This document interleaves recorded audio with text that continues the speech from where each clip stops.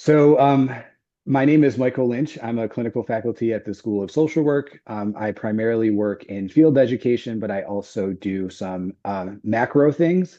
My macro portfolio is expanding a little bit, and that's cool. I really like it.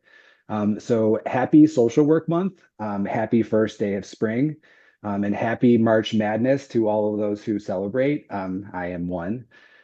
So I have the pleasure of introducing our spring guest speaker for the Pathways to Macro Practice social work guest speaker series, Catherine Franco.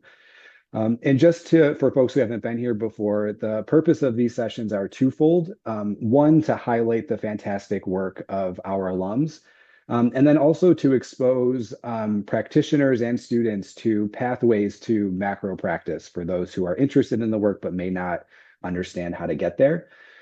So, Catherine is currently the Director of Alumni Relations and Community Engagement for the School of Social Work. She's a UB grad, having earned her MPH MSW in 2018. Since graduating, Catherine's worked in a variety of settings, including the medical, legal, and policy spaces. She's a tireless advocate for economic justice and racial justice. She'll talk to us today about her work in sort of advocating and intervening at the community and systems levels. We'll have about 40 minutes for Catherine to present to us on her work, and then we will open it up to questions. So for those with their cameras on, please let's give a round of applause for Catherine, and thank you. Wow. Thank you so much. That feels so very generous. I have to say, I'm a little bit nervous to talk to all of you today, but I'm really, really excited. I see some really familiar names for folks that have on their cameras. Hello, hello, hello. Thank you so much, Mike, for having me. I have to share that as I was going through this talk and preparing for it, and what it would look like, I had a moment of imposter syndrome. I've since realized that I have a true passion, as was sort of shared, for the field and the ways in which it can manifest. And for those that know me, know that macro is where I sit myself directly. So, as you may have guessed, it's been through a macro lens that I have sort of taken my career and my path, and I'm excited to be able to share some of that with you all today. So can everybody see this advocacy in action? Fantastic. I see that thumbs up. Okay, fantastic. So let's get started then. We've got about 40 minutes. Oh, am I going to be able to do it? There we go. So I always joke and saying, how in the world did I get here? I was told today that I should not leave in the part that says, honestly, it's a mystery.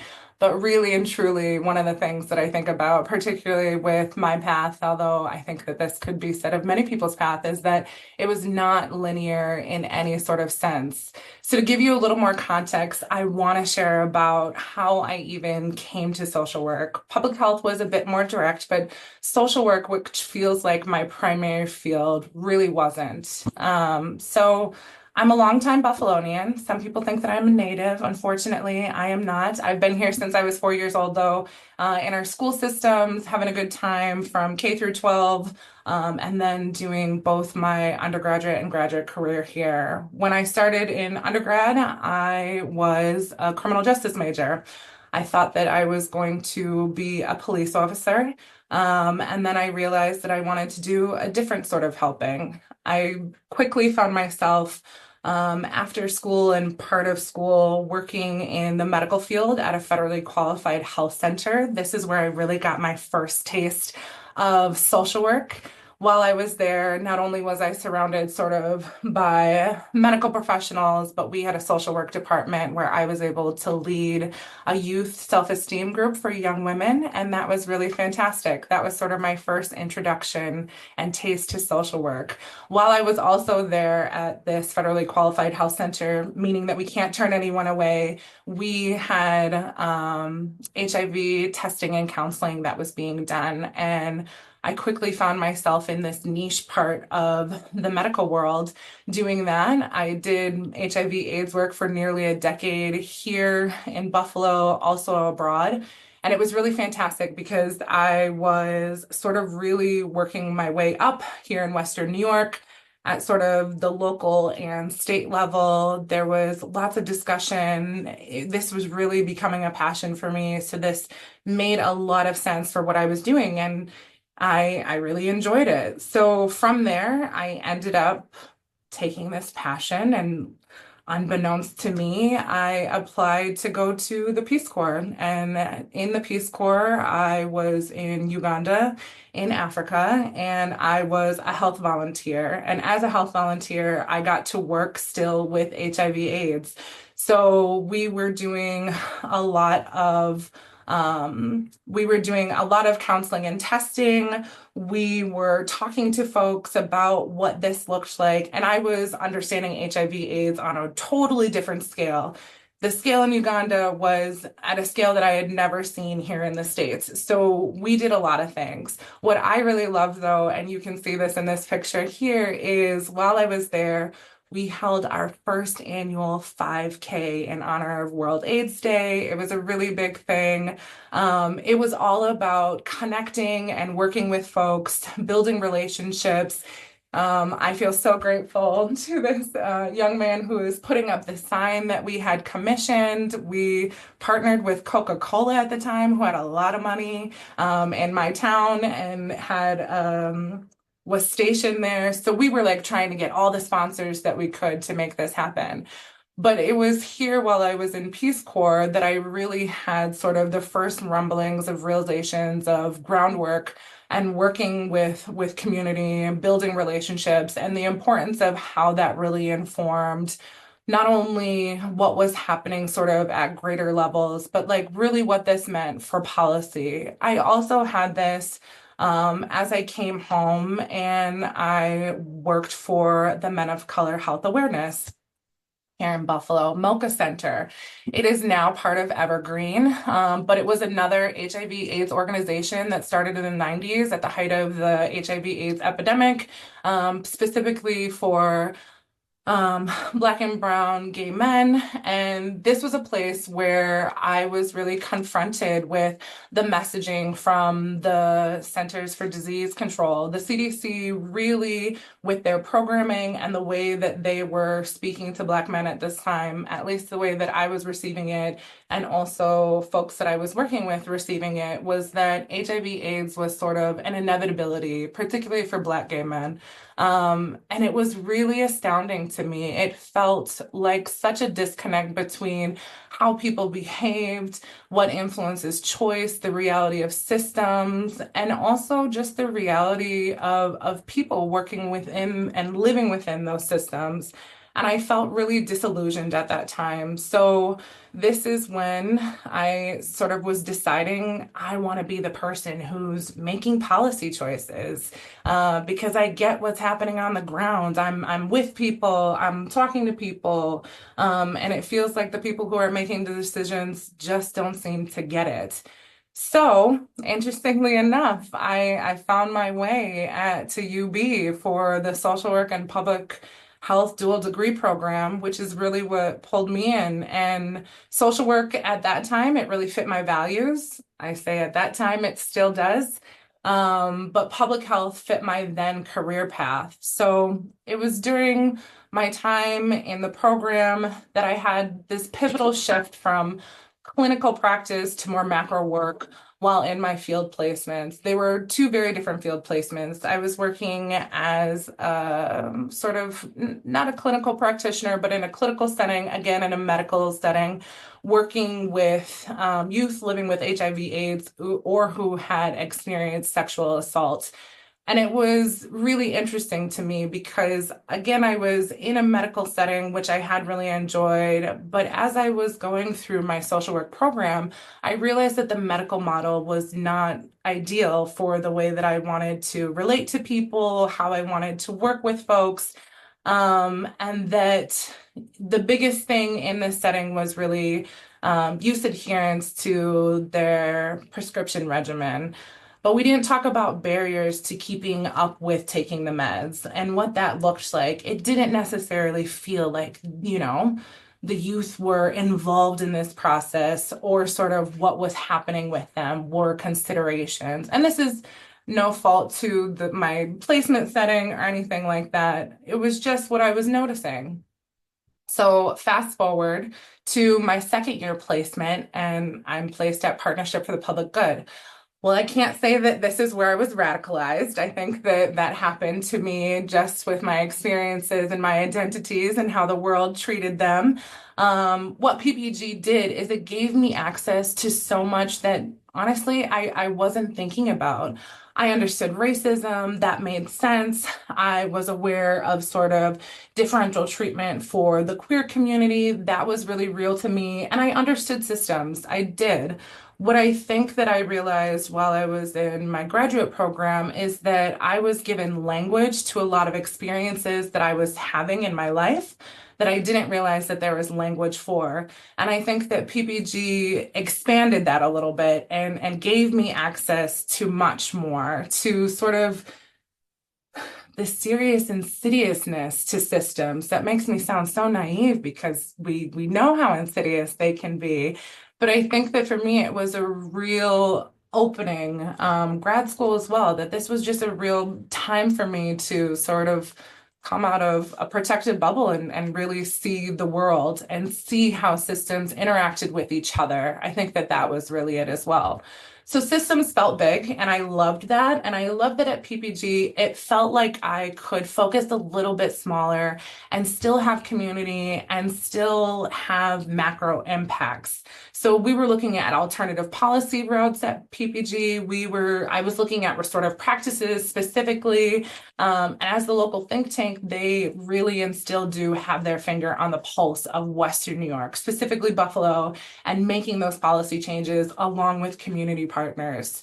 So I say all that to give you all context. That was kind of a lot of context, but I wanted to give you an idea of how I got here. So if anybody has questions as well, please feel free to stop me, put them in the chat, any of that stuff. I know that we have time, but feel free to do that. Okay.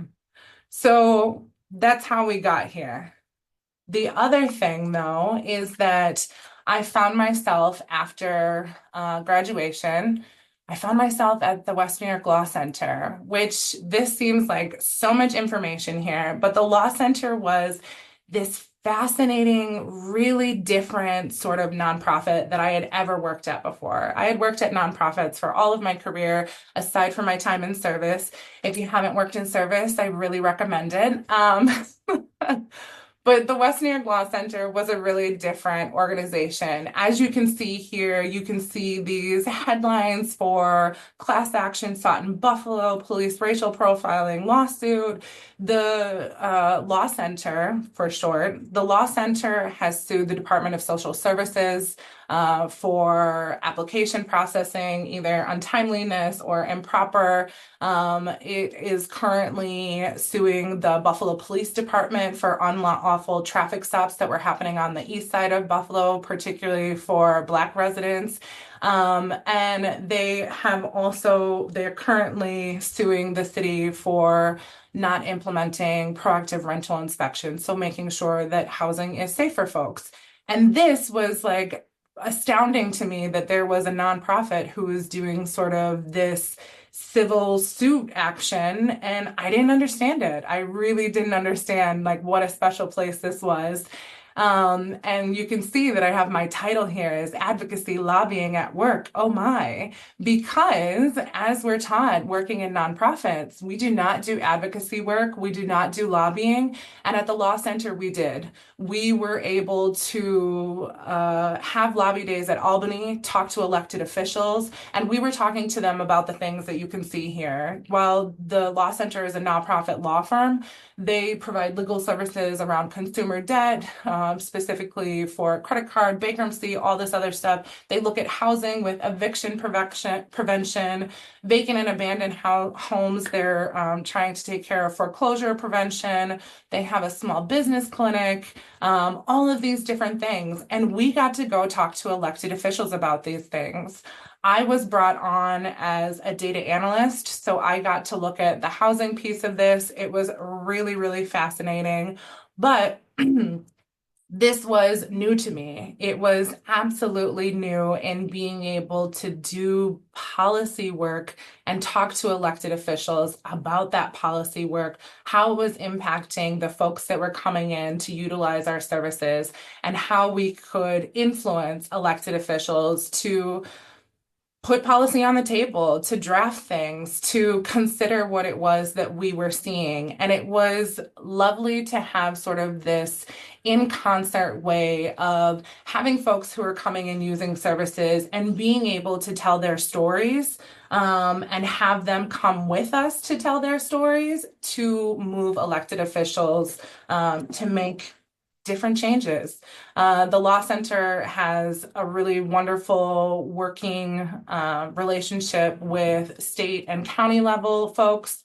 I will not malign anyone as we're being recorded. There are some city level relationships as well. What I found really fascinating is that I got to, in my capacity, do sort of advocacy at every level. So I got to do it at the federal level, the state level, the county level, and at times the city level, although those weren't always effective. It was really, really fascinating. So I wanted to share that, just to share that this was a different environment than I had ever been in before. So fast forward 6 months into my employment at the Law Center, and I am now the chair of this coalition, the Buffalo Niagara Community Reinvestment Coalition, which is a coalition that is focused on racial and economic justice. It really is in place to focus and address the enduring impacts of redlining in Western New York. This is a fascinating, fascinating coalition that I knew nothing about before I started at the Law Center. Now, there had been many iterations of this coalition. It had been around for about 2 decades by the time that I got there. But when I got there, it had really shifted. We had seen a shift because there was there was a bank merger that was going to happen. And let me just say right now that who knew that me as a social worker, that not only that I would be working at a law firm, nonprofit or otherwise, but that I would also be in their bank department. While I was doing some housing work, this is where I really did a lot of my time at the law center, and it made no sense to me when I first got there. And then I realized that it made actually a lot of sense. It made a lot of sense because when we think about the bank world and we think about that sort of thing, there's so much history of discrimination. There's so much history of sort of policy that is put in place that banks essentially um, not advocate on, but that they move forward with that are necessarily by them, but are set by the federal government, state government, so many of these different things. And I think that those who understand social determinants of health, which I am making an assumption that many, if not all of us on this call do, that zip codes in America are a determinant for health outcomes, life expectancy, allostatic load, and how neighborhoods are impacted by these things, and people in these neighborhoods can be perceived and treated in different ways. It was clear that as a social worker, it made a lot of sense for me to be doing this work. And not only did it make sense, but that I was uniquely positioned as a social worker, and not just me, but as a social worker with that identity, that I was uniquely positioned to do this work. It was really, really invigorating. So that was the connection. Let me talk a little bit more about the coalition, though. Buffalo Niagara Community Reinvestment Coalition, BNCRC for a little bit shorter. This was a coalition that comprised of a good number of prominent local organizations, some all the way from grassroots block clubs to PPG, Partnership for the Public Good, People United for Sustainable Housing, Housing Opportunities Made Equal, the Urban League. These were some of our members that were sitting around the table and making these decisions. It was really, really fascinating work. But the things that we were making decisions around was the Community Reinvestment Act. That was really sort of our edict and what we set our abilities to do our work on. For those that don't know about the Community Reinvestment Act or the CRA, it is some of the last legislation to come out of the civil rights era. It's fascinating because it is not always seen as that, because it's not always implemented as such. But essentially, the CRA, it was enacted in 1977. It requires the Federal Reserve and other banks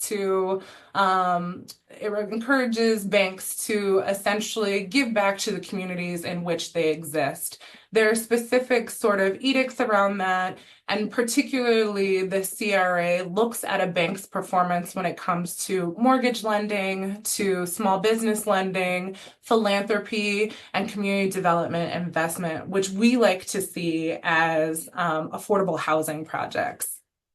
So essentially, the CRA makes banks have an obligation, particularly to low to moderate income communities and individuals.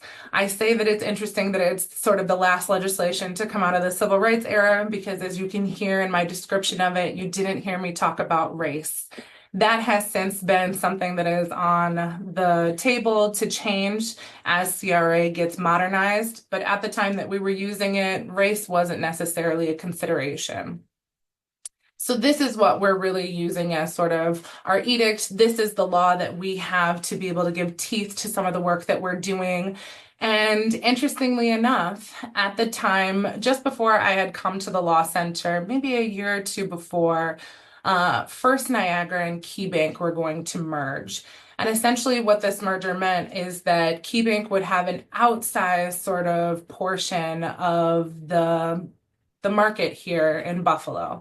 They would have so many bank branches beyond other banks. They would have asset deposits beyond so many other banks. They were just going to get a large share of our market. And what we saw was that folks were not okay with that. KeyBank had a history of not being really a great mortgage lender, particularly to low to moderate income individuals. And First Niagara was really fantastic at that. First Niagara was sort of the bank that you went to if you wanted to get a mortgage, particularly as a first-time home buyer, particularly as a low to moderate income individual. That's where you were going. It was fantastic. So there was a lot that was happening in terms of trying to prepare for this merger. And what it resulted in was community coming together, writing comment letters, doing a lot of grassroots sort of organizing. I wasn't around for this, which I am sad to have missed. But the result of it was that there were two CBAs, community benefits agreements, which were sort of the reapings of all of this hard community groundwork. And what these CBAs committed the banks to do was commit a certain dollar amounts to the Western New York region, Buffalo in particular. And so from KeyBank, that meant that there would be over $1 billion coming to the region over a 5-year period. And for Northwest, over $102 million. They're a much smaller bank, but they still decided to go ahead and give us some of that money. Community benefits typically are a tool that communities can use. They're usually used with developers, where the community will come to the table and engage in negotiations with developers. CBAs are typically legally enforceable. It's really fantastic when they are. Unfortunately, our CBAs were not enforceable legally, but we really saw ourselves as the coalition, as the watchdogs to make sure that this money was coming into our region. So we were really paying attention to this. This meant that we were working with community, we were talking with regulators, the Department of Financial Services, the Federal Reserve Board. We were talking to a lot of folks, including the banks. I will say the banks are not very fond of me. I found out later in life, after I left this work, that they still talk about me today, which makes me just realize that I was doing what I needed to do. But all of this to be said is there was a lot of different avenues to be working here with. What I really loved is that we saw all of these different strategies happening when the CBAs were enacted, but we also were able to employ a lot of them once we had the CBAs in place and were trying to enforce them. So this meant that we were having conversations with the banks, Key Bank in particular, because they had such a large portion and had such large commitment to our region. We engaged in letter writing. This was sometimes letter writing that would happen from coalition members. We were also engaging with community members to do letter writing. And these were specific comment letters that you can send to federal regulators about banks to talk about their performance in your region. If you like them, if you don't like them, all of these other things. And now, when we say that we were looking at Key Bank and trying to hold them accountable for this CBA, they had made some really, really strong commitments. When we talk about that over $1 billion coming into the region for over 5 years, this was really going to potentially be transformational, particularly as we looked at the community development lending and investment. That was really going to be fantastic. We were thinking that this was going to be a ton of affordable housing projects. We were also looking at the philanthropy, at being able to infuse dollars into our local nonprofits and other organizations who are doing amazing work to help sustain and stabilize families in our communities. We were also looking at the opportunity as our market was really changing to be able to give first-time home buyers a leg up.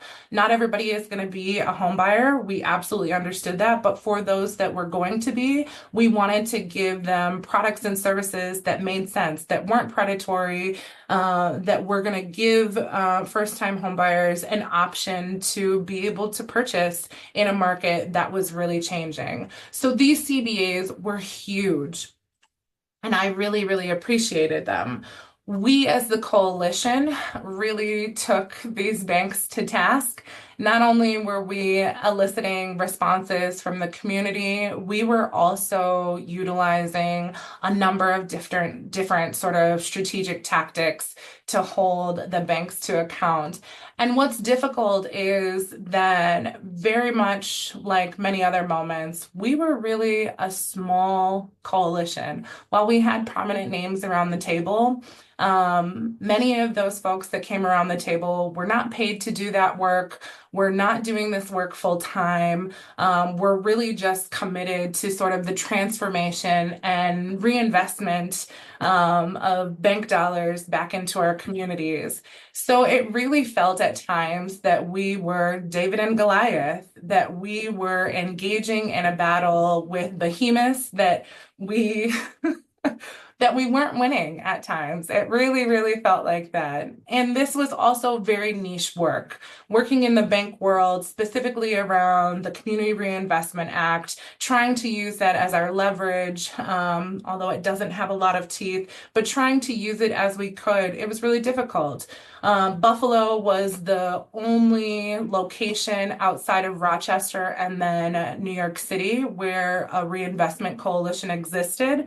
We did have support from a national outfit, NCRC. So we were just fancy and we just added a B to ours, but NCRC was the National Community Reinvestment Coalition. We were able to look at them sometimes, but we were really aggressive in some of our tactics. We were really, pulling together data from the Home Mortgage Disclosure Act. We were looking at the way in which activities were happening. We were working with our partners to say, hey, can we do secret testing to see if there's differential treatment between white borrowers and Black borrowers, borrowers at a bank west of Maine versus east of Maine. We had a lot of these different things that were happening. And part of that is because we felt it was really necessary. So I realized that I'm talking a lot and also not going through my slides. So let me do some of this, because as I say this, we thought it was really necessary because, as you see, and I'm sure that everyone has seen this map before, but this was a map from 1937 where we actually saw the practice of redlining from a bank. So you can see that there are these red sections over here that are highlighted, some little red sections over here, and you can see all of this yellow section. If folks don't know a map of Buffalo, can you see that I'm using my mouse over here? Fantastic. So this is our main street. As folks know, we have our main street divide, and you can see that, west of Main, we've got mostly green and blue, which is seen to be pretty okay. As you start to further stretch out closer to sort of Riverside and parts of the west side over here, I think about like Grant and Ferry, we have yellow. Also, when you're over here east of Main, we see all of this yellow and all of our red sort of next to downtown. We do have some blue and some green over here, which is deemed as okay. But I share that to share that this map here of 1937 closely mimics what we see from 2010 census data. I know that this is quite old, 2010 census data. We had the 2020 census. So I wanted to also show you that it hasn't changed very much as we move to 2020 census data. We still see actually much more blue over here, but this is necessarily not the same in terms of redlining, but this is showing population by race. But we can see that in the areas that were green and blue on our former maps, that's where we're seeing a lot of white folks living, and that we're seeing the majority of Black folks living in those areas that were historically redlined. So this still has impact today on what it is that we're talking about. So even though this was very niche work, it was really important for us to try to set the narrative and also to get people thinking about how banking and these policies really impact our individual sort of daily lives, impact the way in which we see our neighborhoods. This map here, while this is a little bit older as well, I can tell you that it is not needing an update because there are no new bank branches that have opened here. But what you can see is left is you can see a certain radius of which they have taken to see how many bank branches are within this sort of mile radius, or I don't know how to describe this right now. It's a square foot sort of area that they've taken, and then they've mimicked it over on the right side, on the east side of Buffalo. And you can see that there are actually no bank branches in that same footprint, although they may not look the shape-wise the same, geographically and size-wise they are. You can see that there are no bank branches within there. Now, this was something that we were deeming as sort of modern day redlining. While folks are still not necessarily writing and having red marks on a map anymore, redlining was still happening. And bank branches are not the only way that that's happening, but this is one of them. So, not everything is doom and gloom. I will say that from sort of this information that we had, we were able to do some reports on check cashing, in part because check cashing is a billion-dollar industry. We were really curious to see what was happening, as check cashers are typically located in low to moderate income neighborhoods while we don't see bank branches. And we use this as a leverage tool to share with the banks that these outdated ideas that, folks are unable to access accounts, et cetera, just isn't true. They're utilizing check cashing, which you could provide some of those services in the bank and make that happen. And so we felt like we didn't understand what was happening there with that. I will say that with the check cashing report that we had, we were also monitoring what was happening during COVID as people were getting relief funds, in part because some of the check cashers were charging exorbitant amounts to get those checks cashed, which again, why we were trying to push for banks to be a service for low to moderate income folks, because it's expensive to be poor. And so we were really trying to find an alternative to that. Not everything is doom and gloom, though. As you can see, when we fight, we win. So some of the major wins that we had as the coalition are the expansion of the New York State CRA. New York State is one of the few states, I believe that there's only a handful. I believe there's only two or three. New York State is one of them that has a state CRA. We got that expanded to include non-depository lenders. So that meant that fintech and that sort of thing, folks that weren't taking in physical deposits in a brick and mortar, that they were now under the scrutiny of the CRA. So they would have regulators behind them. They could potentially have watchdogs like BNCRC paying attention to their activities. We also got a judgment by the New York State Attorney General's office for KeyBank for false and deceptive advertising while we were trying to hold them account for their commitments on the CBA. One of the things that we looked at were products and services and how they were providing that. And we found that they were attempting to provide check cashing as a product and a service that they offered. And yet it was actually not being implemented the way that it was being advertised. They were not listening to us. We again did some secret shopper work. And we really tried to work with them to say, please change this. Like, this could actually be helpful. You could actually be in competition with check cashing. We think that it's a little bit better. And yet a lot of those pleas came on deaf ears. So we went to the AG's office and the AG made a judgment. You can see that headline on the right over there. That was really fantastic. You can also see in the background of this slide a full service bank branch that KeyBank opened. This was also part of the CBA commitments. Northwest also opened a full service bank branch on Jefferson. This KeyBank is on Grider and Delavan. You'll hear that I'm using the distinction of full service. Full service means that you can go into the bank branch and deposit money, you can take out a loan, you can apply for a mortgage, all of these different things, which typically, and you saw that map before, typically if there is a bank branch here in Buffalo on the east side, they're not full service. So typically you're only really able to go and make deposit and withdrawal transactions, not a lot, but full service bank branches, that means that everyone was there and you could have all of your banking needs satisfied. This was really, really fantastic. With that judgment, and now I'm just excited to be able to share these things. With the judgment with the New York State Attorney General's office, I will share that there was $145 million that was funded for LMI communities, low to moderate income communities, particularly for homeowners, new and first-time homeowners, and half of that money was designated to Western New York. And part of that was because of the work of the coalition. We were able to really advocate for that, and that was huge. So we were able to work through Sunny Mae with that to be able to spend those dollars and make that happen. I will also share that with these full service bank branches, a big win for us was that these bank branches did not have metal detectors in them. So we were really advocating that these bank branches, even though they're on the east side of Buffalo, that the folks and residents who live there should not be over-policed, should not be criminalized in different ways.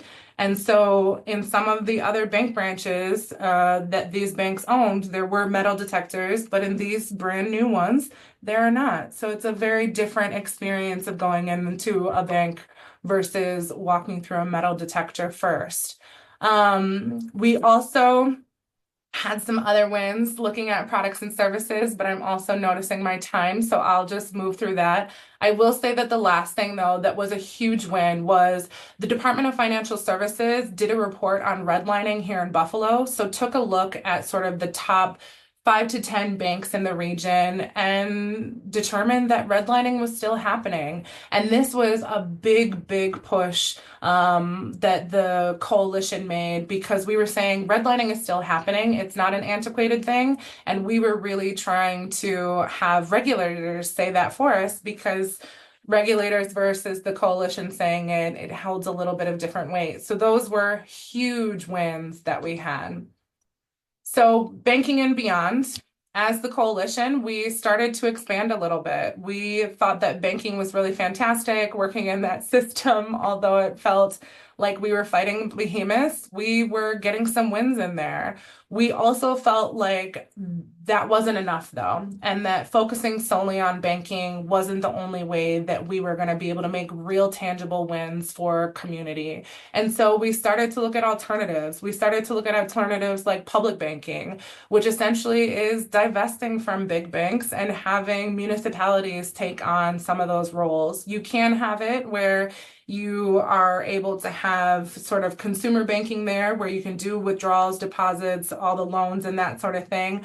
Or you can have it where you're able to take all the money that taxpayers pay that is usually held in banks and actually put it within a public bank so that it has governance around it. We can use it as a leverage point to be able to pay for all sorts of different things, but products and services, not products and services, but programs and things that we want to see as taxpayers. With that, we also looked into participatory budgeting, which is another fantastic community control sort of leverage tool that we wanted to put in our toolbox along with public banking. We, as the coalition, also worked and had a strong response to COVID and the American Rescue Plan funds. We advocated, did some letter writing there, wrote to the city, said we think that these are the specific things that this money should be spent on, specifically housing to keep people afloat, our small businesses, our mom and pops, all of that different things. What was interesting is that the city was not very amenable to a lot of those requests, but when they put out their requests for proposals, we saw a lot of the language in our letter in those proposals. So that was actually very interesting, but we have since seen what happened to those American Rescue Plan funds. The coalition at one point was also leaned on when the bill CBA came on the table. That since went into a different direction as well, but it was really interesting to be able to see another application of a community benefits agreement since the county would be putting so much taxpayer money into the building of the Bill Stadium. So fascinating, fascinating times.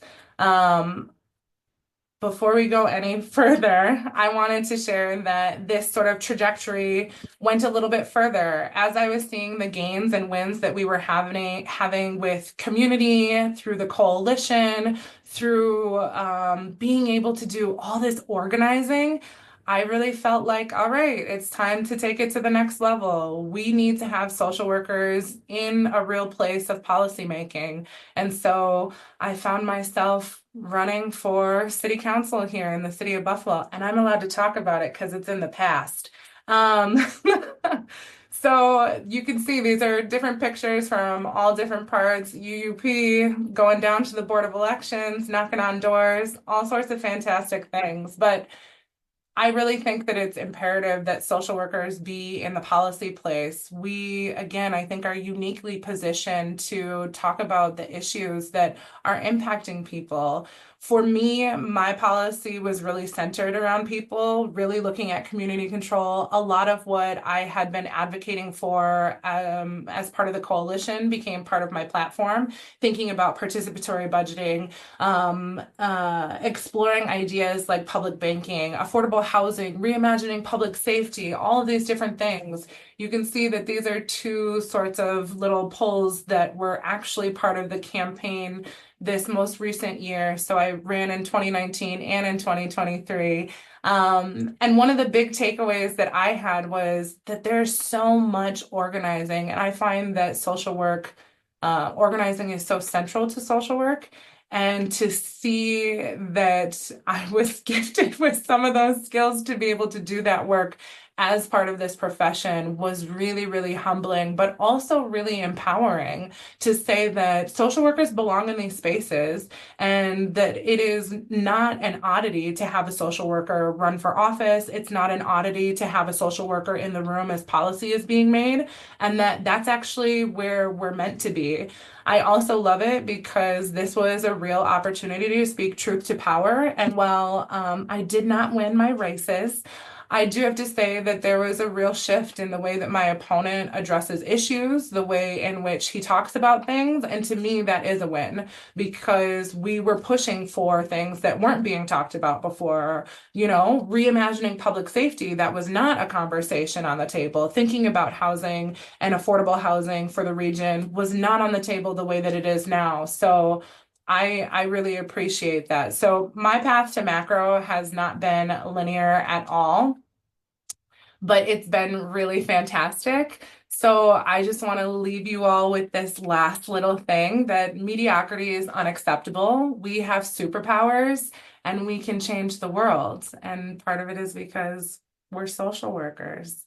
So thank you so much for listening to me talk so quickly and so much. Happy Social Work Month, and I am happy to take any questions if folks have any. But I also do have information if folks are curious about banking stuff, so I can share these additional resources there too.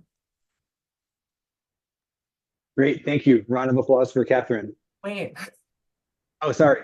Did you say no, wait? I meant like wait, like don't do that, but that's okay. Sorry. Oh, yeah, and we'll get this on our YouTube page, and we'll also attach your slides with the resources and put it online so everyone will have Fantastic. access to that. Um, what I was struck by was just so you're MSW MPH and you've worked in the private sector doing banking stuff in a coalition. You've worked with a law, the JD side of things too. You've also worked in the political side of things too. So it's just interesting and enlightening how you were able to translate your skills, your expertise, and your passion to all of these different settings that you didn't learn about banking in the MSW program, I'm guessing, but you're able to figure it out.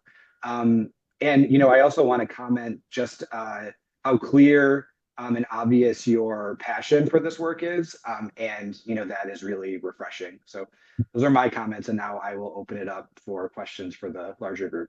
Oh, that was stressful. Thank you. I will say that it was a very nice intersection of being able to see the public health aspect of it. We know the outcomes for folks, to see the way that social work fits seamlessly in here. And no, I did not learn about banking at all in the program, but that's not what I was actually doing while I was there. It was really using the skills that I learned in the program to be able to be effective, to strategize, to work with community members, to be able to do the organizing. Like it was really, really, yeah, it's really fascinating to see how they all fit seamlessly together. Absolutely. That's my father. Yeah. Quinn, Oh, I feel nervous now. No, Catherine, I could listen to you talk forever. It was so great. Thank you so, so, so much. Yeah. So I do have a question. I'm supervising some MSW interns right now, Yeah. and the work that we're doing is very macro, very policy based. But when they started the program, they really wanted to stick to the more micro work. Hmm. Oh, in working with them, they've kind of switched a little bit and they're like, I want to take the micro pathway, but I want to bring macro and advocacy along with me. So, do you have any advice that you might give them for how to navigate that? Yeah, I think that that's a fantastic question. It's always interesting, and I think that I know who some of your students are. I have also been a field educator while I was at the law center, and one of the things that I try to impress upon myself and also to students is that there's no disconnect from sort of the micro, meso, macro. Those are sort of distinct levels that we talk about, and yet they cannot be divorced from one another. What happens at the micro level influences the macro practice and vice versa. It's all connected. The thing that I think has been really fascinating is watching students when they're in macro settings have sort of a shift because they see that interconnectedness. What I always encourage students to do, and not even just students, but I encourage anyone to do this, is to find ways to get involved with your local organizations. Not all of them are necessarily going to be doing that macro work, but this is a way for you to get introduced to it. I think that finding an issue and then finding the org that does work around that issue is huge and gets you connected. And I can guarantee you at some point they're going to find themselves in the policy space. So that's been my way to introduce students to it who are still really wanting to do clinical practice, but are also like, but I get the importance of policy. That's really been how I've been able to do it and to introduce students to it. But I think that, yeah, I'm excited for macro sort of infusing into people's lives. Thank you. Yeah. Hi, Mark. Hey, Catherine, how are you? Good, thank you. Um, I'm I'm working on my macro. I'm on my master's right now, and my focus is an LGBTQ shelter. Uh-huh. So you and I have met in the past, and we've chatted. Where I'm going with this though is I'm also at a meeting recently due with to my job, which is in homelessness and housing. And when we're talking macro and advocacy, we now have to erase communities. So how do we, it's a question I don't know that you have an answer, but how do we advocate when we have to erase ourselves? We're being told that we can't identify as queer or people of color or people with other disabilities. So when we reach out to the community and we're trying to identify who needs assistance, we can't say their names anymore. Uh-huh. Uh-huh. Are we still recording? That's totally fine. I think that Sorry. no, I think that this is a really great question. And I think that this is one that I have sort of been grappling with is this strange place of, as a professional, you're in this field and that means one thing, but also the field to me means something very specific. Like it means something very specific to be a social worker to me. I think that social work is rooted in social justice. I don't think I'm the only one that thinks that. It's not just a thought, it's a fact. And so for me, it's really difficult to be able to give necessarily a politically correct answer to that because to me, my answer is I'm situating myself even deeper then into what I know the values of my profession to be, of what I understand our ethics and sort of our guiding principles. Like I'm situating myself and holding on to that even more because I don't even have to say this is what I value. I'm like, this is actually what social work is. And so for me, I think it's really important to have the awareness and the cognizance of like the moment that we're in and how people are perceiving language, perceiving programming, all of that stuff. And then also still being really true to who I am as an individual, but also to my title as my field. Like I'm a social worker. I'm going to talk about these things because it's necessary. And I know that some people will say, well, we'll change our language and still be able to do the work. And sometimes I want to see people and I want people to be seen. And I think that sometimes that requires being clear about how we're showing up ourselves. Yeah, we run the risk of losing our grants if we identify who we care about and who we're working for. So those are the big concerns. So do you accept a grant that says you can't identify who you work with, you know? So, and And I'll I stop there. No, but I get that. And that's the moment that we're in. And I thank you for giving me the out that maybe I'm not going to have the answers, but I know that, yeah, I know that how I felt, I shared how I felt. Tough Mhm. question and It good is a tough answer. Thank you. question. Katrina, Hi, Catherine. Thank you so much for this presentation. It was really interesting. And I apologize, I don't have my camera on this morning, or this afternoon, but I was hoping that you could speak a little bit more to, you alluded to this in the beginning about the imposter syndrome. Because I I have my MBA as well. I was a dual degree student and I got my MBA so that I could kind of understand the other side of things. You know, Mhm, we live in a mhm. capitalistic society, so it's important to understand how that part of the world works. And I always say that there's a lot of business and social work and a lot of social work needed in business. But that's really intimidating when you try to go into the private sector or navigate the things that you've been navigating because you're surrounded by all these, white collar individuals. So I was wondering if you could speak a little bit to that and just navigating that field as a social worker. Yes, I will clarify though. So I wasn't technically in the private sector because I was still working in a nonprofit law firm. So I still had some of the insulation of being in an organization that technically was a nonprofit. It was a law firm, but it was not like any law firm that I have ever experienced before. They were very leaning to community rights, advocating for sort of the dignity and decency of people. And so it was a different sort of environment where I was actually working. Now, the part that you're speaking to, and I think that imposter syndrome showed up there a lot too, was that I would be in the room with sort of corporate workers, KeyBank in particular, poor KeyBank is just going to they know how I feel about them. But KeyBank in particular, we would have executives flying out from their headquarters in Cleveland and coming to talk to us. And these were sort of high level executives. And I'm here and I'm like, well, I've been on this job for 6 months to a year now. And now I need to have conversations with you. I don't dress the same as you. I'm not using the same language as you. There was a stark difference in the way that I was showing up versus the way that they were showing up to meet with me.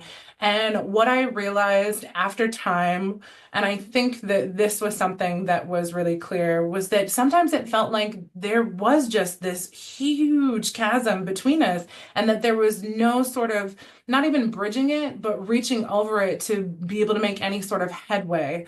What I found very quickly, though, is that I was an absolute thorn in their sides. The coalition was an absolute thorn in their sides. And so I needed to just accept the fact that I'm here and I'm doing the work, and who else is doing it? And like, we're doing this collectively. And so even though the imposter syndrome still showed up every now and again, I was showing up too, though, and we were actually getting wins. We were actually making strides. We were actually doing things. And so I don't know that the imposter syndrome ever goes away, because I was creating this presentation. I was like, I don't know what I'm about to talk about. I don't know why I was asked to do this, and I don't know why I said yes. And then I started to really pull it together, and I was like, holy, there's a lot that was done here. And this is like, we did some really amazing things. So I don't know if it ever goes away, but what I know is that if you keep showing up, it will be less at times. Thank you. Thank you. That was a great answer. Yeah, good luck and yay for the dual degrees. Another great question and great answer. Anybody else? There's so many faces on here, so many names.